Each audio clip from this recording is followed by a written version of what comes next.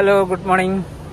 എല്ലാവർക്കും smart travel മീഡിയയുടെ പുതിയൊരു എപ്പിസോഡിലേക്ക് സ്വാഗതം. പെനാങ്ങിലെ നമ്മളുടെ മൂന്നാമത്തെ ദിവസത്തെ കറക്കാൻ തുടങ്ങുകയാണ്. അപ്പം ബ്രേക്ക്ഫാസ്റ്റൊക്കെ കഴിച്ചു, വേണ്ട മാതിരി ബ്രേക്ക്ഫാസ്റ്റ്, വയറൊക്കെ ഫുള്ളാണ്. അപ്പം നമ്മളിന്ന് പോകുന്നത് ജോർജ് ടൗണും അതിൻ്റെ അടുത്തുള്ള കുറച്ച് സ്ഥലങ്ങളും, പിന്നെ എൻഡോപ്പിയ എന്ന് പറഞ്ഞിട്ട് ഒരു ബട്ടർഫ്ലൈ ഗാർഡൻ ഉണ്ട്. അപ്പോൾ അതൊക്കെ ഒന്ന് എക്സ്പീരിയൻസ് ചെയ്യണമെന്നുണ്ട്. അപ്പോൾ അവിടേക്കാണ്. അപ്പോൾ നമുക്കതിന് ഉബർ വിളിക്കണം, പോകണം. അപ്പോൾ എല്ലാവരും വീഡിയോ സ്കിപ്പ് ചെയ്യാതെ കാണണം. ഇനി ഇതുവരെ സബ്സ്ക്രൈബ് ചെയ്യാത്തവരുണ്ട്, സബ്സ്ക്രൈബ് ചെയ്യണം. പിന്നെ നിങ്ങളെ വീഡിയോ ഇഷ്ടപ്പെട്ടിട്ടുണ്ടെങ്കിലൊക്കെ ഒന്ന് ഷെയർ ചെയ്ത് സപ്പോർട്ട് ചെയ്യുക, കമൻറ്റുകളൊക്കെ രേഖപ്പെടുത്തുക. ഓക്കെ, ഞാനിനി ഉബർ നോക്കട്ടെ. അങ്ങനെ നമ്മൾ ഗ്രാബ് വരുന്നുണ്ട് കേട്ടോ. ഗ്രാബ് അപ്പുറത്തുകൂടി വന്നിട്ട് അവിടെ നിന്ന് കറങ്ങി വരണം. ഒരു വൈറ്റ് കാറ് വരുന്നുണ്ട്.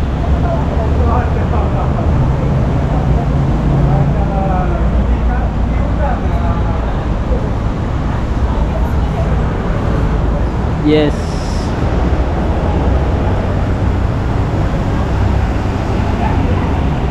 45-51 നമ്മളെ കാർ എത്തിയിട്ടോ. അപ്പോൾ നമ്മൾ ഫസ്റ്റ് പോകുന്നത് എൻഡോപ്പിയ എന്ന് പറഞ്ഞിട്ടൊരു ബട്ടർഫ്ലൈ ഫാമുണ്ട്, അവിടേക്കാണ്. അങ്ങനെ നമ്മളെ ഗ്രാബിൽ നമ്മളെ യാത്ര തുടർന്നു കേട്ടോ. ഇവിടുന്ന് നമ്മളുടെ എൻഡോപ്പിയ ബട്ടർഫ്ലൈ ഗാർഡനിലേക്ക് ഏകദേശം ഒരു 14 കിലോമീറ്ററാണ് ദൂരം. ഒരു 20-25 മിനിറ്റ് ടൈം എടുക്കുന്നുണ്ടാവും. കാരണം നല്ല റോഡ്, വലിയൊരു ട്രാഫിക് ഒന്നും ഇല്ലാത്തൊരു സ്ഥലമാണ്. അപ്പോൾ അതുകൊണ്ട് തന്നെ നമുക്കൊരു 20-25 മിനിറ്റ് കൊണ്ട് നമുക്ക് ആ സ്ഥലത്ത് എത്താൻ പറ്റും. വളരെ മനോഹരമായൊരു സിറ്റിയിൽ നിന്ന് നമ്മൾ നേരെ ഒരു വനത്തിൻ്റെ ഉള്ളിലേക്ക് പ്രവേശിച്ചൊരു പ്രതീതിയാണ് കേട്ടോ ഉള്ളത്.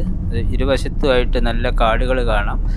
മേൽഭാഗം മൊത്തം നല്ല വനങ്ങളാണ്, താഴെ അതിൻ്റെ ഒരു താഴ്വാര. അപ്പോൾ ഒരു വനമേഖലയിൽ കൂടിയുള്ള ഒരു യാത്രയാണ് നമ്മൾ പോയിക്കൊണ്ടിരിക്കുന്നത്. നല്ല സുഖകരമായൊരു കാലാവസ്ഥയാണ്, നല്ല വലിയ ചൂടൊന്നുമില്ല. അപ്പോൾ ഏകദേശം ആ പറഞ്ഞൊരു സമയം കൊണ്ട് തന്നെ നമ്മളിപ്പോൾ എൻഡോപ്പിയയുടെ ആ എൻട്രിയിൽ എത്തി കേട്ടോ. അങ്ങനെ ഇപ്പം നമ്മൾ എൻഡോപ്പിയ ബട്ടർഫ്ലൈ ഗാർഡൻ്റെ എൻട്രിയിലാണ് ഉള്ളത്. ഇനി ഇവിടുന്ന് ടിക്കറ്റൊക്കെ എടുക്കണം. ടിക്കറ്റ് നോക്കട്ടെ. ഇതാണ് എൻഡോപ്പിയ ബട്ടർഫ്ലൈ ഫാം. ഇതാണ് കേട്ടോ ടിക്കറ്റ് ചാർജുകളുള്ള. നോർമൽ ടിക്കറ്റ് 75 മലേഷ്യൻ റിങ്കറ്റാണ്. പിന്നെ മലേഷ്യക്കാരനാണ് 65 രൂപ. പിന്നെ 4 തൊട്ട് 12 വയസ്സ് വരെ 55, സീനിയർ സിറ്റിസന് 55, അങ്ങനെയൊക്കെയാണ് ഉള്ളത്. അപ്പോൾ ഒന്ന് കയറി നോക്കാം. ഞങ്ങൾ 75 റിങ്കറ്റിൻ്റെ ഒരു ഫുൾ ടിക്കറ്റും പിന്നെ എനിക്കും മെൽവിനും 55-ൻ്റെ സീനിയർ സിറ്റിസനും കുട്ടികൾക്കുള്ള ടിക്കറ്റ് എടുത്തു. അങ്ങനെ നമ്മൾ ഇതിൻ്റെ ഉള്ളിൽ കയറിയിട്ടോ. എൻഡോപ്പിയ ഉള്ളിൽ നെറ്റിട്ട ഒരു വഴി. പുറമേ നിന്ന് കണ്ടതിൽ നിന്ന് തീർത്തും വ്യത്യസ്തമായ ഒരു അന്തരീക്ഷം കേട്ടോ ഉള്ളോട്ട് കയറിയാൽ നമ്മൾ കാണുന്നത്. ഇപ്പോൾ കയറുന്നത് തന്നെ നമ്മളൊരു ഗുഹയിലേക്ക് കയറിയിട്ട് അവിടെ കുറേ അക്വേറിയം കാണാം. പിന്നെ ഇതേമാതിരിയുള്ള കുറേ തേളുകൾ, ചെറിയ ചെറിയ സാധനങ്ങളാണ്, ചിലപ്പോൾ നമ്മൾ കാണാത്ത സൈസ് സാധനങ്ങളൊക്കെ അതിലുണ്ട്. ഇവിടെ ഇതാ ഒരു ബട്ടർഫ്ലൈനെ കാണാം. ഈ ബട്ടർഫ്ലൈക്ക് വേണ്ടിയിട്ടാണ് മുകളിൽ നെറ്റ് സ്ഥാപിച്ചത് കേട്ടോ. അവർക്കത് അത്രയും ഹൈറ്റിലാണ് ആ നെറ്റുള്ളത്. അതുകൊണ്ട് അവരുടെ ഒരു ആവാസ വ്യവസ്ഥയ്ക്കൊന്നും അതൊരു തടസ്സമല്ല. ശരിക്കും നമ്മളിപ്പോൾ കയറി വരുന്നുണ്ടെങ്കിൽ അത് ആ പ്രകൃതിക്കിണങ്ങിയ മാതിരിയുള്ള കൺസ്ട്രക്ഷനാണ് ഇവിടെ കാണാൻ പറ്റുക. നമുക്ക് കാടുകളും പുല്ലുകളും ഒക്കെ ആയിട്ട് ഇവിടെ ഇതൊരു ആഫ്രിക്കൻ തവളേനെ കാണുന്നുണ്ട്. ഇപ്പം മെൽവിൻ പറയുന്നത് സ്ലൈം മാതിരി ഇരിക്കുന്ന ആ സാധനം എന്നാണ് പറയുന്നത്. അവർക്കതല്ലേ കമ്പയർ ചെയ്യാൻ പറ്റുക. അപ്പോൾ അതിനുള്ളിൽ കയറി കഴിഞ്ഞാൽ ഇതേമാതിരിയുള്ള കുറേ സ്റ്റാച്യൂസും ഇങ്ങനെയുള്ള നല്ല ബഹു രസമുള്ള സ്ഥലം. ഇതൊരു കാട്ടിൻ്റെ ഉള്ളിൽ തന്നെ നിർമ്മിച്ച മാതിരി തോന്നിക്കുന്ന അത്രയും ഭംഗിയായിട്ട് തന്നെ ചെയ്തിട്ടുണ്ട്. കാരണം പ്രകൃതിയോട് ഇണങ്ങി ചേർന്നുകൊണ്ട് വെള്ളച്ചാട്ടവും കാടും മലകളും പാറകളും ഒക്കെ ആയിട്ട് അതിൻ്റെ താഴെ ഒരു ഫിഷ് പോണ്ട് കാണാം. അപ്പോൾ അങ്ങനെയുള്ള മനോഹരമായിട്ടുള്ളൊരു നിർമ്മിതി തന്നെ. ഇതൊരു കാടല്ലാന്ന് ഒരു ബട്ടർഫ്ലൈക്കും തോന്നില്ല. ആ ലെവലിലുള്ള ഒരു കൺസ്ട്രക്ഷനാണ്. അതിൻ്റെയൊക്കെ മെയിൻ്റെനൻസും കറക്റ്റ് നടക്കുന്നുള്ളത് നമുക്കിവിടെ കയറിയാൽ കാണാൻ പറ്റും. അങ്ങനെ നമ്മൾ ഈ ഇവിടെ വന്ന് കണ്ടിട്ടുണ്ടെങ്കിൽ അതിനൊക്കെ ഓരോ നമ്പർ കൊടുത്തിട്ടുണ്ടാവും കേട്ടോ. ഇവിടെ കാണാം ഈ പോസ്റ്റിനുള്ളിൽ സി എന്ന് കാണാം. നമ്മൾ നേരത്തെ എയും ബിയും കഴിഞ്ഞു, ഇനി സിയിലാണുള്ളത്. കണ്ടില്ലേ ഈ നെറ്റ് കണ്ടില്ലേ എത്ര മുകളിൽ കൂടിയാണെന്നറിയാം. വലിയ മരങ്ങളൊക്കെ ആ നെറ്റിൻ്റെ താഴെയായിട്ടാണ് കിടക്കുന്നത്. അപ്പോൾ നമുക്ക് ആലോചിച്ചാൽ അറിയാം എത്ര ഹൈറ്റിലാണ് അതിൻ്റെ കൺസ്ട്രക്ഷനൊക്കെ നടന്നിരിക്കുന്നത് എന്നുള്ളത്. പിന്നെ ഇതേമാതിരി നമുക്ക് നടക്കാനുള്ള നല്ല നല്ല വഴികൾ അതിലുണ്ട്. താഴെ ഒരു സ്റ്റെപ്പില്ലാതെ കുറേ ആളുകൾ നമ്മൾ കയറി വന്ന സ്ഥലമാണ് കേട്ടോ. താഴെ കാണുന്നത് നല്ല ഓർക്കിഡ് പുഷ്പങ്ങളുണ്ട്. ഇവിടെ ബട്ടർഫ്ലൈസ് മാത്രമൊന്നുമല്ല, ഇതിൻ്റെ അകത്ത് വിവിധ തരം ചെടികളും വിവിധതരം മറ്റ് ജീവികളും ഒക്കെ ആയിട്ട് ഇതിൻ്റെ അകത്ത് നല്ലതാണ്. ഈ ഇതൊക്കെ ആയിട്ട് ബന്ധപ്പെട്ട് പഠിക്കുന്നവർക്കൊക്കെ നല്ലൊരു സ്ഥലം കൂടിയാണ് ഇത്. അപ്പോൾ നമ്മളിപ്പോൾ ഒരു ഗുഹയിലേക്ക് കയറി. ഇതാണ് ഒരു കാട്ടിൽ പോയാൽ എന്തൊക്കെ ഉണ്ടാവും അതേമാതിരിയുള്ള എല്ലാവിധ കൺസ്ട്രക്ഷനും ഇതിലുണ്ട്. ഇവിടേക്ക് ഒരു ഇരുട് ആ ലൈറ്റ് വരെ അതിനനുസരിച്ചാണ് സെറ്റ് ചെയ്തിരിക്കുന്നത്. പിന്നെ നമ്മൾ തിരണ്ടി എന്ന് പറയുന്ന ഒരു മീനല്ലേ ഇത്. അപ്പോൾ അതിൻ്റെ ഒരു പോണ്ട് അവിടെ ഉണ്ട്. എല്ലാ സ്ഥലത്തും ഈ മീനിന് എന്താ പേര് പറയാമെന്നറിയില്ല. പെനാങ്ങിലെ തെലുഗ് ബഹാങ് എന്ന് പറഞ്ഞ സ്ഥലത്താണ് ഈ എൻഡോപ്പിയ ബട്ടർഫ്ലൈ ഫാം സ്ഥിതി ചെയ്യുന്നത് കിട്ടും. 15,000-ലധികം ചിത്രശലഭങ്ങൾ ഒരുമിച്ച് പറന്നു നടക്കുന്ന മലേഷ്യയിലെ തന്നെ ഏറ്റവും വലിയ ശലഭോദ്യാനങ്ങളിലൊന്നാണ് ഈ ഉദ്യാനം. 60-ൽ പരം തരം ചിത്രശലഭങ്ങൾ നമുക്ക് ഇതിൻ്റെ അകത്ത് കാണാൻ പറ്റും. ചിത്രശലഭങ്ങളുടെയും മറ്റ് ജീവികളുടെയൊക്കെ ലോകത്തെക്കുറിച്ച് പഠിക്കാനുള്ള ഒരു ഇൻഡോർ ഡിസ്കവറി സെൻറ്റർ കൂടിയാണ് കേട്ടോ ഇത്. ഒരു ഇൻട്രാക്റ്റീവായുള്ള പലതരം പ്രദർശനങ്ങളും ഇവിടെ നടക്കാറുണ്ട്. ഇതിൻ്റെ പ്രധാന പ്രദർശന സമയം എന്ന് പറഞ്ഞിട്ട് ദിവസം രാവിലെ 9 മണി മുതൽ വൈകുന്നേരം 6 മണി വരെയാണ്. അതിൽ 6 മണി വരെ ഉള്ളിൽ നിൽക്കുക, പക്ഷേ 5 മണി വരെ ഇതിൻ്റെ അകത്തേക്ക് പ്രവേശനം ഉണ്ടാവുള്ളൂ. ഈ രാത്രി കാലങ്ങളിൽ ഇതിൻ്റെ അകത്തുള്ള ലൈറ്റിങ്ങിൻ്റെയോ ഒരു ബയോഫ്ലോറസൻ ലൈറ്റിൻ്റെയൊക്കെ പ്രദർശനമുണ്ട്. അത് കാണാൻ പ്രത്യേക ടിക്കറ്റ് എടുത്തിട്ട്, അല്ലെങ്കിൽ ഓൺലൈൻ ടിക്കറ്റാണ് അത് തോന്നുന്നു, എനിക്ക് അത്രേ അതിനെപ്പറ്റി അറിയുള്ളൂ. അപ്പോൾ അത് 7 മണി മുതൽ വൈകിട്ട് 7 മണി മുതൽ രാത്രി 10 മണി വരെ ഉണ്ട്. അതിൻ്റെ ടിക്കറ്റ് റേറ്റും വേറെ തന്നെയാണ്.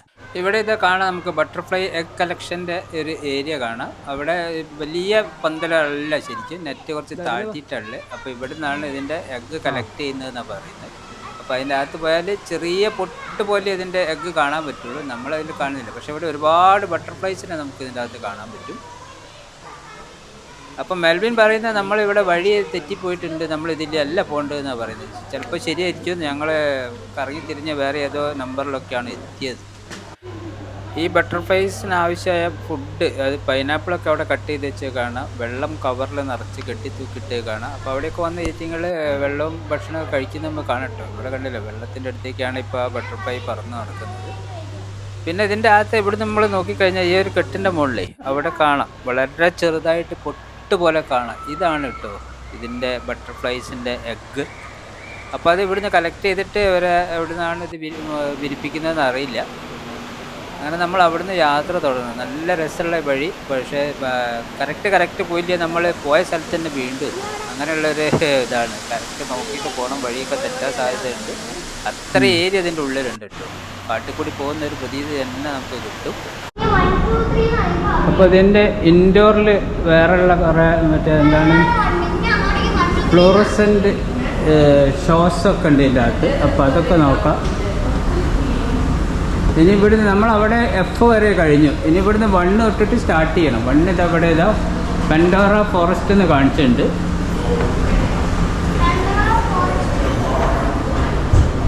പൻഡോറ ഫോറസ്റ്റ് ഇതാണ്. ഫ്ലോറസൻ്റ് ലൈറ്റൊക്കെ കൊടുത്തിട്ട് അടിപൊളിയാക്കിയ സാധനം കേട്ടോ.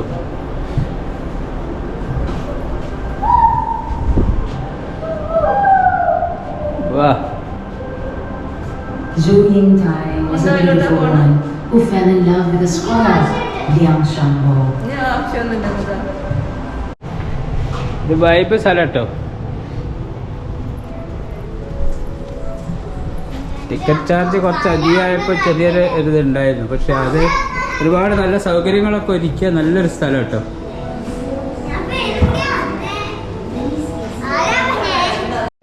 ബട്ടർഫ്ലൈൻ്റെ ജീവിതമായിട്ട് ബന്ധപ്പെട്ട കുറേ കാര്യങ്ങളാണ് കേട്ടോ ഇവിടെ വിവരിച്ചിരിക്കുന്നത്.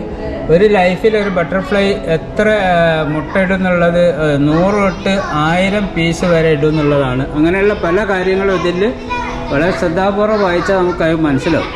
ചിത്രശലഭത്തിൻ്റെ വിവിധ ഘട്ടങ്ങൾ ഇവിടെ ഇതേമാതിരി നമുക്ക് ഇങ്ങനെ ഡിസ്പ്ലേ ചെയ്ത് കാണിക്കുന്നുണ്ട്. അത് ഫസ്റ്റ് മുട്ട വിരിഞ്ഞ് വരുന്നത്, പിന്നെ അത് പ്യൂപ്പയിലേക്കാവുന്നത്, പിന്നെ ഇതേമാതിരി ഒരു പുഴുവിൻ്റെ രൂപത്തിലേക്ക് മാറുന്നത്. ആ സമയത്താണ് ഇത് ഭക്ഷണമൊക്കെ കഴിക്കുന്നതെന്ന് തോന്നുന്നു. അത് കഴിഞ്ഞ് അതൊരു ബട്ടർഫ്ലൈ ആകുന്ന വരെയുള്ള എല്ലാവിധ അതിൻ്റെ പരിണാമങ്ങളും ഇവിടെ നമുക്ക് വിശദമായിട്ട് കാണാൻ പറ്റും കേട്ടോ. അച്ഛൻ വേറെ ഒരു സ്ഥലത്തേക്ക് പോയാണ്. ഇവിടെ നോക്കാൻ കുറേ ക്ലാസ്സുകളുണ്ട് ഈ സാധനത്തിനെ പറ്റിയിട്ട്. ഞാൻ ഇത് പഠിച്ചാൽ എനിക്ക് എല്ലാം അറിയാം ഇതിനെപ്പറ്റി. ഇത് കാണാൻ ഇവിടെ ടി വി ഉണ്ട് ഇതിനെപ്പറ്റി പറയാൻ. പിന്നെ സ്പീക്കറിൽ എന്തൊക്കെയോ പറഞ്ഞു തരുന്നുണ്ട്. ഇത് ഫ്ലവറിലിരിക്കും. ഇത് മുതിരയാണ് എന്താണെന്നറിയില്ല, എന്തോ ശാന്തി വെച്ച് ഇത് ഉണ്ട്. പിന്നെ സാധനം ഇതാ കാണിച്ചു തരാൻ പറ്റില്ല. ഇതാ ഇതുണ്ട്. പിന്നെ മരത്തിൻ്റെ മുകളിലൊക്കെ ഇരിക്കും ചത്തയില്. ഇത് ഒറിജിനൽ ആണോ എന്ന് എനിക്കൊരു സംശയമുണ്ട്. കാണിച്ച് മുകളിൽ കണ്ടു കഴിഞ്ഞാൽ ചോര അഴിച്ചിട്ടുണ്ട്. ഞാൻ അതിന് ബാഗൊന്നും ഇട്ടാണേ. ഇതാ ഇവിടെ നോക്കുകയാണെങ്കിൽ കുറച്ച് ബട്ടർഫ്ലൈസ് ഉണ്ട്. ഒരു ഓറഞ്ച് ബട്ടർഫ്ലൈയും ഒരു ഇങ്ങനത്തെ ഒരു ബട്ടർഫ്ലൈയും ഒരു ഇങ്ങനത്തെ ഒരു ബട്ടർഫ്ലൈയും. ഇതാണ് ബട്ടർഫ്ലൈ തന്നെയാണിത്. പക്ഷേ ഇത് എന്തൊരു ക്രീച്ചറല്ല, ബട്ടർഫ്ലൈ തന്നെയാണ്. പക്ഷേ ഇതിൻ്റെ പ്രത്യേകത എന്ന് വെച്ച് കഴിഞ്ഞാൽ ഇതിന് ഹൈഡ് ആൻഡ് സീക്ക് കളിക്കുന്ന മാതിരി ഒളിച്ചേക്കാൻ പറ്റും. ഇതിനും ഇവിടെയും നോക്കുകയാണെങ്കിൽ ഇവിടെയും കുറേ ബട്ടർഫ്ലൈസ് ഉണ്ട്. ഇവിടെ ഒരു ടിന്നിൽ നിറച്ചും ബട്ടർഫ്ലൈസ് ഉണ്ട്. ഞാനന്ന് വാഷ്റൂമിൽ പോയപ്പോൾ ക്യാമറ മെൽവിൻ്റെ അടുത്ത് കൊടുത്തായിരുന്നു. അപ്പോൾ കൊക്കൂണിനെ പറ്റി അവൻ പഠിച്ചിട്ടുണ്ട്. അപ്പോൾ അങ്ങനെ പഠിച്ച കുട്ടികളൊക്കെ ഇത് കാണുമ്പോൾ അവർക്കതൊരു ആവേശമായിരിക്കും. അപ്പോൾ കൊക്കൂണിനെ പറ്റിയൊക്കെ അവൻ വളരെ വിശദമായിട്ട് പറഞ്ഞിട്ടുണ്ടാവുമെന്ന് കരുതുന്നു. അപ്പോൾ പിന്നെ നമ്മൾ അവിടെ നിന്ന് അങ്ങോട്ട് ഇറങ്ങിക്കഴിഞ്ഞാലുണ്ടല്ലോ ആയിരക്കണക്കിന് ചിത്രശലഭങ്ങളുടെ ആ ഒരു എന്താണ് സ്റ്റഫ് ചെയ്ത് വെച്ചതെന്ന് വേണേൽ പറയാം. അങ്ങനെയുള്ള ഒരു റൂമിലേക്കാണ് കേട്ടോ നമ്മൾ കയറുന്നത്. അതിൻ്റെ ഓരോന്നിൻ്റെ ആ ടൈപ്പ് അതിൽ പ്രത്യേകമായിട്ട് എഴുതി കാണിച്ചത് കാണാം. പിന്നെ ഇതൊരു ഇതിൻ്റെ ഒരു ബട്ടർഫ്ലൈൻ്റെ ഒരു ഘട്ടമാണ് ഈ പുഴുവായിട്ട് വരുന്നത്. അങ്ങനെയുള്ള കുറേ കാര്യങ്ങൾ പിന്നെ അതൊക്കെ മോണിറ്ററിൽ അങ്ങനെ നമുക്ക് ഡിസ്പ്ലേ കാണിച്ച് തരുന്നുണ്ട്. അടിപൊളി ഒരു എക്സ്പീരിയൻസ് തന്നെയാണ്. ഇതായിട്ട് പഠിക്കുന്നവർക്ക് ഇതൊരു മുതൽക്കൂട്ട് തന്നെയായിരിക്കും.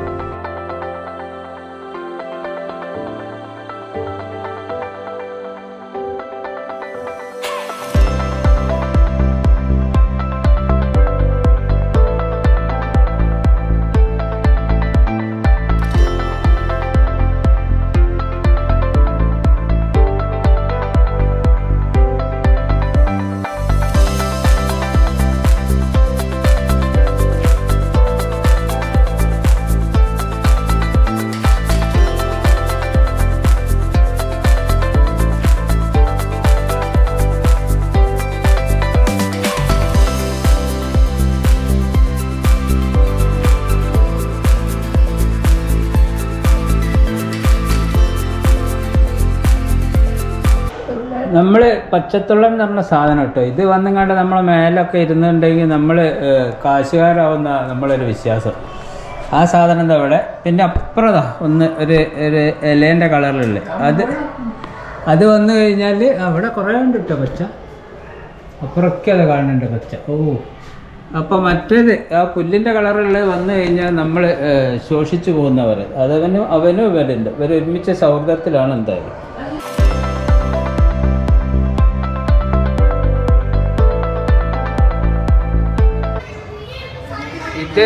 ഇത് ലേഡിയാണ് കേട്ടോ. ഇത് ആണ് പുരുഷൻ ചെറുതുമായിരിക്കും, ലേഡി വലുതും എന്നാണ് പറയുന്നത്. അങ്ങനെ ഒരുപാട് സാധനങ്ങൾ ഈ ഒരു കമ്പിൻ്റെ ഉള്ളിൽ. ഇത് മരമാണോ മരത്തിൻ്റെ ഒരു പാർട്ടാന്നേ തോന്നുള്ളൂ. ഇതാ വേറൊരു സാധനം, ഇതാ തൂങ്ങി കിടക്കുന്ന ഒരു വലിയൊരു സാധനം.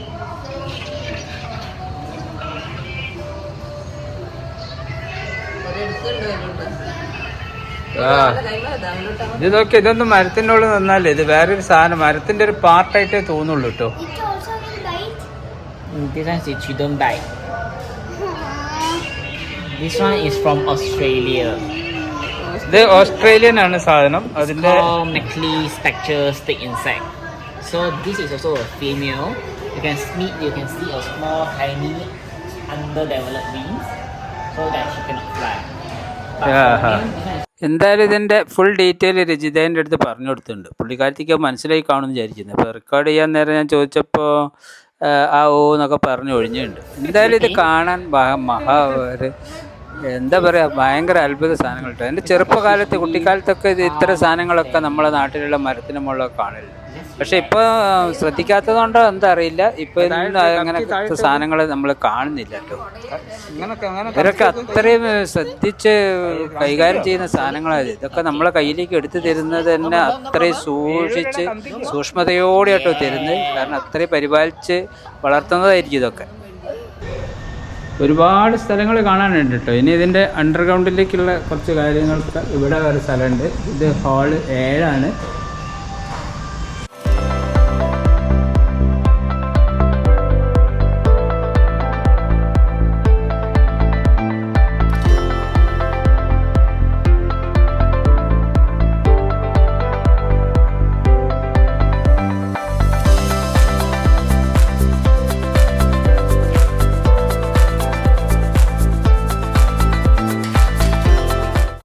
ഇതിവിടെ ഇട്ടൊരു ചെയറായിട്ടോ. മെല്ലോട്ടൻ ഓടി വന്നിട്ട് ഇരുന്ന് നോക്കുമ്പോഴാണ് ഇത് സ്ഥിതി അറിയുന്നത്. ഇതിനകത്ത് കണ്ടില്ല ചെറിയ ആ ഒരു വണ്ടി ബേസുള്ളൊരു സാധനമില്ലേ, നിറയെ അതാണ് കേട്ടോ ഇതിൽ.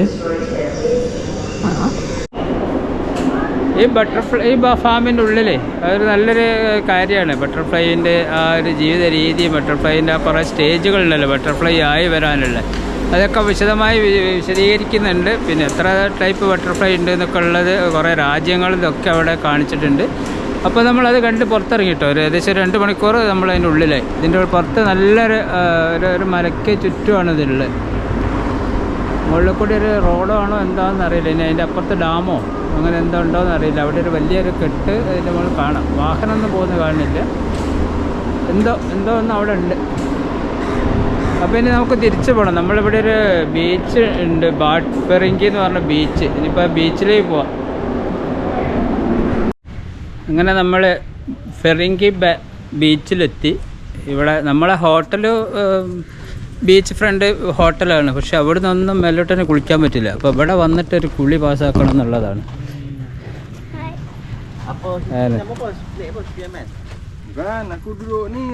നല്ല വൈറ്റ് മണലുള്ള നല്ലൊരു ബീച്ച്. ഇവിടെ കുറേ എന്തെങ്കിലുമൊക്കെ ആക്ടിവിറ്റീസൊക്കെ കാണും. Wave runner, boat ride, monkey beach trip, അത് ബോട്ട് സർവീസ് ഉണ്ട്. അപ്പോൾ അങ്ങനെയുള്ള കുറേ കാര്യങ്ങളുള്ള ഒരു ബീച്ച്. പിന്നെ അവിടെയൊക്കെ ആൾ കുളിക്കുന്നുണ്ട് കേട്ടോ. അപ്പം മെൽവിൻ ഒന്ന് കുളിക്കണം.